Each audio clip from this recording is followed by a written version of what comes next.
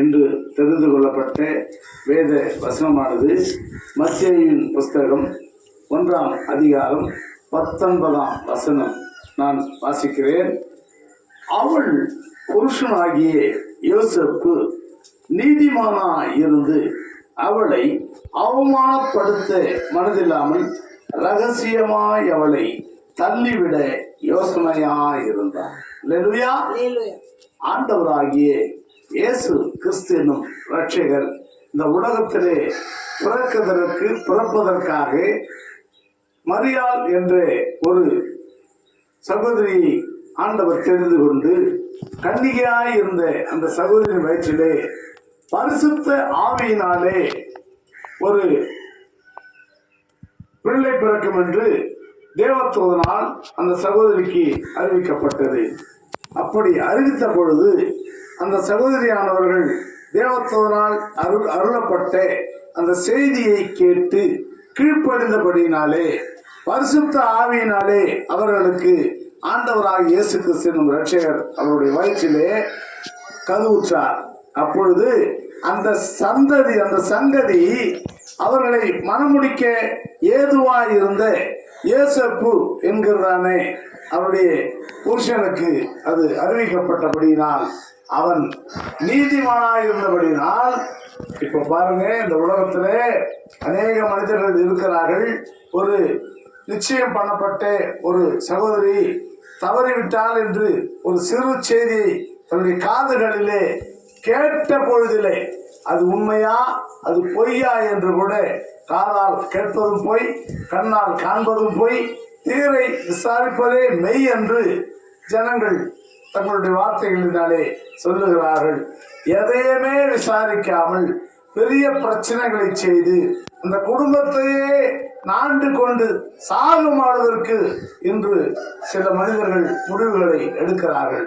அதனாலே தேவ பிள்ளைகளே, எந்தவித வார்த்தை நீங்கள் உங்கள் காதுகளிலே கேள்விப்பட்டாலும் அதனுடைய உண்மை தரம் என்ன என்று நீங்கள் நிதானமாய் யோசித்து, வேதத்திலே கூட சொல்லப்படுகிறது, கேட்கிறதற்கு தீவிரமாயும், ஒரு செய்தியை கேட்கறதுக்கு தீவிரமாயிருங்க, ஆனா அதை பேசுகிறதற்கு தாமதமாயிருங்க. அல்லேலூயா, அல்லேலூயா. அதை பேசுகிறதற்கு நாம் தாமதமாயிருக்க வேண்டும். ஆகையினாலே ஒரு நீதிமானானவன் தன் காதுகளிலே இப்படியான வார்த்தைகளை கேட்ட பொழுது அவன் நீதிமானாய் இருந்தபடியால் அவளை அவமானப்படுத்த மனதில்லாமல், அல்லேலூயா, இன்று நாம் கூட இருக்கிறோம். நான் கூட சில வேளைகளிலே இந்த துணைவியாரை கண்டபடி நான் ஏசியதுண்டு. ஏனென்று சொன்னால், இந்த விஷயம் செய் என்று நான் சொல்லுவேன், அவர்கள் அதை மெத்தனமாய் அதை செய்யாமல் விட்டு விடுவார்கள். அப்பொழுது நான் சொல்லின சொல்லிற்கு என்ன அர்த்தம் என்று சொல்லி நான் அதிகமாய் கோபப்பட்டு அவர்களை தரகுறவாக நான் பேசுவது உண்டு. நான் போய் சொல்லவில்லை, ஆண்டவர் என்னை பார்த்து கொண்டிருக்கிறார்.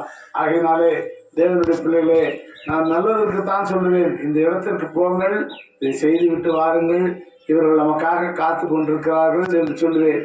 அவர்களோ அதை பெரிதாய் எடுத்துக்கொள்ளாமல் அது சிறு வேலை போல அவர்கள் அதை அசால்ட்டாய் விட்டு விடுவார்கள். அப்பொழுதுதான் எனக்கு மிகவும் அதிகமான கோபங்கள் வந்து அவர்களை நான் மட்டமாகவே பேசிவிடுவேன். அவர்கள் பாவம் அவமானப்பட்டு நிற்கிறதையும் நான் பார்த்தேன். ஆனால் நான் சொல்லுவதே வேத வாக்கியம் அல்ல. ஆனால் அவர்களை பொருட்படுத்தாமல் அதை விட்டு விடுவதும் எனக்கு கோபத்தை ஏற்படுத்துகிறது. அதனாலே தேவனுடைய ஜனங்களே, நீங்களும் ஒவ்வொருவரும், தேவனுடைய பிள்ளைகள் ஒவ்வொருவரும் தேவனுக்குள் நீதிமான்களாய் இருக்கிறீர்கள். அல்லேலூயா. நீங்கள் தேவனுடைய கரத்திலே நீதிமான்களாய் இருக்கிறபடினாலே நீங்கள் பல பேரை அவமானப்படுத்துகிறீர்கள். ஆனால் அவமானப்படுத்த கூடாது.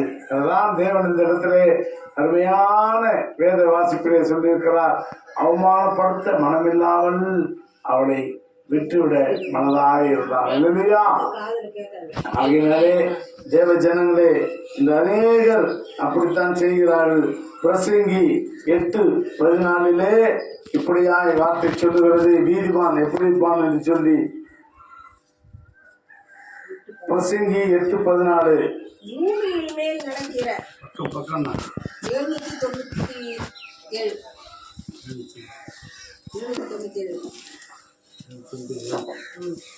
பூமியின் மேல் பூமியின் மேல் நடக்கிற வேறொரு மாயான காரியம் உண்டு. அதாவது துன்மார்க்கரின் கிரியைகளுக்கு வருவது போலவே நீதிமான்களுக்கும் வரும். நீதிமான்களின் கிரியைக்கு வருவது போல துன்மார்க்கனுக்கும் வரும். அல்லேலூயா. துன்மார்க்கருக்கும் வரும். இதுவே மாயை என்றான். அல்லேலூயா. பாருங்க, நம்ம நீதிமான்களா நம்ம நினைக்கிறோம், ஆண்டவரே நான் நீதிமானா தானே இருந்தேன், நான் ஒரு பாவத்தையும் செய்யலையே, நான் ஒரு துரோகத்தையும் ஒருத்தருக்கு செய்யலையே, ஆனா எனக்கு தவறான காரியங்கள் வருகிறது, என் வாழ்க்கையிலே ஆசீர்வாதங்கள் வரவில்லையே, என் வாழ்க்கையிலே நான் அடியெடுத்து வைக்கும் ஒவ்வொரு காரியத்திலும் சாபங்களே வருகிறது, ஏன் நான் அவனை விட பணக்காரனாக முடியவில்லையே, இதோ இவன் பணக்காரனாகிறான், இவன் தவறு செய்கிறான், இவன் துன்மார்க்கனாக இருக்கிறான், இவன் பணக்காரனாகிறானே, நான் நீதிமானாக இருக்கிறேனே, எனக்கு ஏன் இந்த குறைகள், நான் ஏன் கண்ணீர் வடிக்கிறேன், நான் ஏன் கலங்குகிறேன் என்று சொல்லி நாம் ஒரு நாளும் தேவனை தேடி சொல்லுகிறோம், நான் நீதிமான் தானே, நான் நல்லதை செய்கிறேனே, எனக்கு ஏன் இந்த கிரியைகள் வருகிறது என்று நாம் கேட்கிற பொழுது ஆண்டவர் இங்கே சொல்லுகிறார், பூமியில் நடக்கிற வேறொரு மாயையான காரியம் உண்டு. அதாவது துன்மார்க்கரின் கிரியை